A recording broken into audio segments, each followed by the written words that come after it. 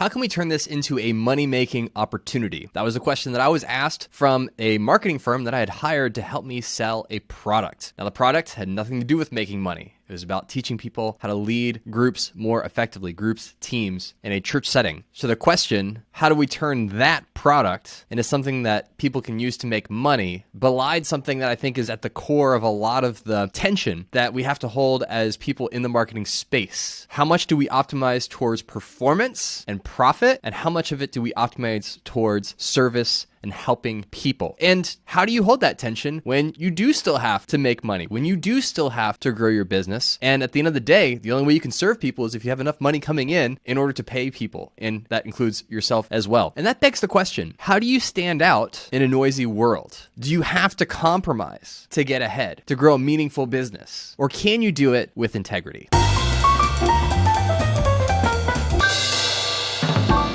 Welcome to the Honest Marketing Podcast, where you learn proven strategies to grow your business without selling your soul. I'm your host, Travis Albritton, and in this episode, the first episode of the Honest Marketing Podcast, we're going to dig into the unofficial 3 laws of honest marketing. Now, are these actual laws like laws of physics?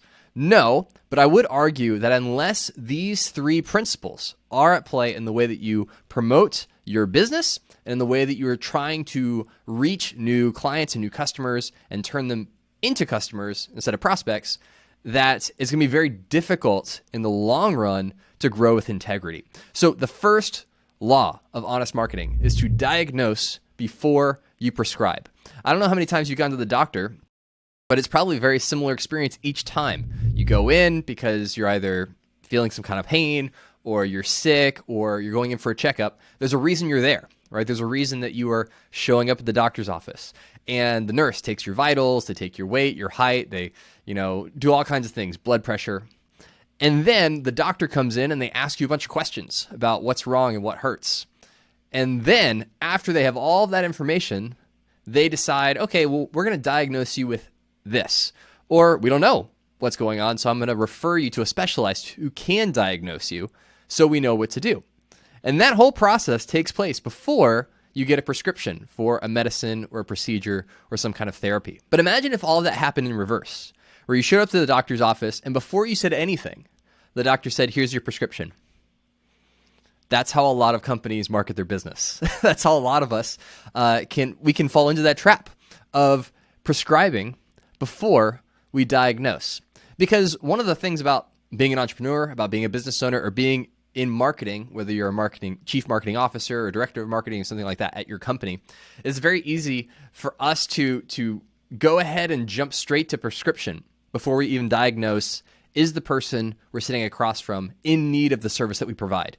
And this is especially true in an online sense where you don't have that interpersonal connection and you're not having a conversation. It's all automated. It's Facebook ad to landing page to drip email auto sequence. And never is the question asked, does this person actually need what I'm trying to sell?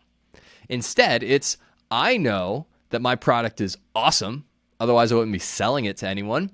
And I'm convinced that if I just get enough people to go through this funnel, eventually I will stumble on people that either need what I have, or I'm so persuasive they buy it anyways, even though they don't need it. But in order to create a marketing process and an approach to marketing that truly is filled with integrity, you first have to ask and answer the question, does this person, does this prospect, this potential client or customer actually need what I have to offer? And if the answer is no, get comfortable with telling them they don't need it, that they don't actually need to buy whatever it is that you're selling, that they don't need it to make their life better.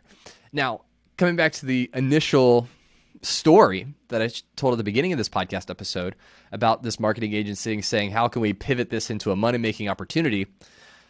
That was in an attempt to try and figure out, okay, we're not seeing the numbers we want to see. We've prescribed this solution, and we're going to keep changing what this prescription is until we hit on something that people will spend money on, whether they need it or not. And so when you're thinking through your own marketing and the approach that you take to selling your product and to connecting with prospects and to signing new clients, are you diagnosing before you prescribe? Is that baked into your automations? Is that baked into your ads? Is that baked into the way you position yourself as a brand? is trying to identify the problem for people that you solve, and then only moving forward with them if they recognize that's a problem they want fixed. So the first law of honest marketing is diagnose before you prescribe. The second law of honest marketing is underpromise, overdeliver. This is not fake it till you make it. This is not convince people that you are an expert and you know exactly what you're talking about, but in reality you don't. Do not be the Wish of your industry. Wish being an infamous at this point marketplace where you can buy really, really cheap things, but the odds of you actually getting what you asked for are very, very low, to the point where it's almost become an internet meme. It is an internet meme. When you buy something on Wish, it's bound to disappoint you because it is not going to be what you see in the picture. If you see this really cool outfit, this really cool dress or hoodie or, blazer or whatever, and you buy it on Wish, it ain't going to be what you saw in the picture. And that can often be the case with how we position our products when we're trying to market them to people, when we're trying to sell them to people, is painting this rosy picture of the best possible scenario, only showing the top 1% of case studies and testimonials of, there was this outlier where we had one client come in and they 10x their revenue. And then that becomes a testimony on the website. But we don't tell people that the odds of that happening to you are very slim. Right? And we can get around it with language like, results may vary and, not typical, results not typical. But at the end of the day, when you're using that as marketing collateral, you're trying to persuade the person to believe that that is not going to apply to them, that little legalese. But really the testimonial, the case study you're highlighting, that is what they should expect from you. And so when that becomes baked into the way that we talk about our businesses and our products, then we become the Wish of our industry, where we're now overpromising results that we can't deliver on. And not only does that leave a sour taste in the mouths of your clients, but it's going to kill any word of mouth recommendations that you would have. That's going to kill the brand that you are hoping to build, right? Branding is what people say about you when you're not in the room. How many people say good things about Wish? Not very many. They talk about how cheap it is, but they talk about how you're not going to get what you paid for. And so commit to underpromising, over-delivering, shooting straight with people, right? If you've diagnosed before you prescribe, then you can be straight up and honest and say, this is the results you can expect. These are the things that I'm confident I can deliver for you. And here's the price for that. Knowing you can hit it out of the ballpark, knowing that you can surprise and delight, knowing that you're going to exceed your customers' expectations, because that's how you generate a business that continues to grow, but does so on top of having the value of integrity. And the third law of honest marketing is to take the PETA oath. Now, PETA is an organization standing for People for the Ethical Treatment of Animals. So I'm not saying that you need to take that oath, but a slight variation of that. So what I would call the PETA oath. And I kind of stumbled onto this when I was getting ready in the morning, and I looked at the back of my deodorant, and it said that it had the PETA logo on it, and it said that no animals have been used for testing on this product. And I thought it was curious that there's a whole organization dedicated to making sure that we do not misuse or abuse animals for the sake of the profit of a company. But very rarely will you see a company go out of their way to say no humans were harmed in the marketing of this product, right? So that raises the bar of what honesty and integrity looks like in the marketplace, where it's not just about doing what we say we're going to do or creating a product that actually helps people, but in the way we talk about the things that we create, your business, your product, your service, your software, in the process of marketing that and promoting that, can you say no humans were harmed in the marketing of this product? And to my shame, looking back at my own history in marketing, there were times where that could not be said of what I was doing. A classic example that I think of is I was launching a new product, or I was launching an existing product, but I was doing it to a new audience. And I was really focused on how do I optimize the immediate return on investment, ROI, or more specifically ROAS, return on ad spend, so that way I can do this kind of launch again for the product in the future. And so not only did I have the initial product, but I also had some upsells thrown in there as well. And I had a significant number of people sign up, but 4% of people that bought the product turned around and immediately canceled because of how the sales process made them feel.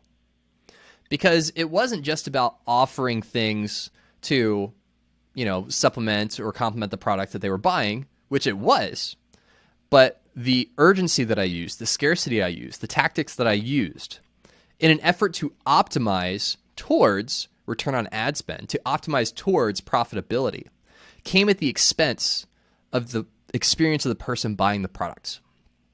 That rather than coming into it with excitement and exhilaration and enthusiasm, it left a very sour taste in their mouth, to the point where they turned around and said, listen, I was excited about this. I was excited about buying this product. I was excited about going on this journey. But the way that you sold me on these other things, I want a discount. I want a refund. Not a discount. They wanted a refund. They wanted their money back. And I gave it to them. But I will always remember that. I will always remember that it was the way that I marketed the product that ended up creating that negative experience on their end. And so as someone who's trying to honor people and put people first and market with integrity, everything that I do, and if you're listening to this, I know that that's very important to you as well. Ask yourself, when you're putting together an ads promotion, when you are launching some new content marketing, when you are working on a landing page and you're writing new copy or a new email automation sequence, can you say at the end of that, no humans were harmed in the marketing of your product? That whether they buy from you or not, whether you're a good fit or not for what they need and what problems they're trying to solve in their life, can you say with confidence, when they walked away, they came away with a positive experience of my company, my brand, and my relationship to them? We should be able to say yes.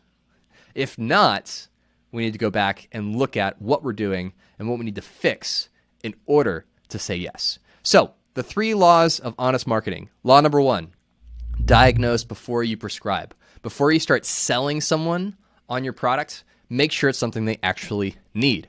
Law number 2, under-promise, over-deliver. Do not be the Wish of your industry. Set reasonable expectations for what people can expect when they do business with you, and then exceed them. And then number 3, take the PETA oath. No humans were harmed in the marketing of this product or service. Now, at the end of the day, why does this matter? Right? If in the marketing space, we're just trying to get more customers, grow the business, maintain profitability so we can support both the people, the employees within the company, continue to service our customers at a high level, why does it matter how we do it? Well, there's 2 ancient proverbs that I want to share, which I think will really give some texture to that question. Because I think at the face of it, we all know it matters because how you build something matters just as much, if not more, than the destination. Right? You can build $1 million business, a multi-million-dollar business. But if you do it because you're scamming people, then that's not something that you can really go to sleep feeling really great about at night. Right? That how you build your business matters. So the first proverb is, bread gained by deceit is sweet to a man, but afterward his mouth will be full of gravel. And I think with this, the reason I think this is so relevant for us as marketers is because in the moment, when we're in the midst of optimizing things and A/B testing things and trying to get something just really dialed in to outperform everything else we could possibly do, in the initial euphoria of discovering something that works, we can kind of sideline these laws of honest marketing and instead celebrate the fact that, hey, we may have fudged the number a little bit. We may have overemphasized one particular testimonial case study. We may have, not been totally upfront about the reasonable expectations people can have when they buy our product. But look at those results. I mean, how do you argue with that? But afterwards, there's that bitter aftertaste of, was it really worth it? Was that extra 1% conversion worth what I had to sacrifice to get there? And that's only something you can answer. But if you're listening to this podcast, my guess is probably not. And then the second ancient proverb I want to share with you has more to do with your reputation as a brand and as a person. A good name is to be chosen rather than great riches, and favor is better than silver or gold. And there's something that I've seen written multiple places, and it's always really struck me when it comes to branding, when it comes to reputation, especially online, is that it's very difficult to build a great reputation. It is very easy to lose it.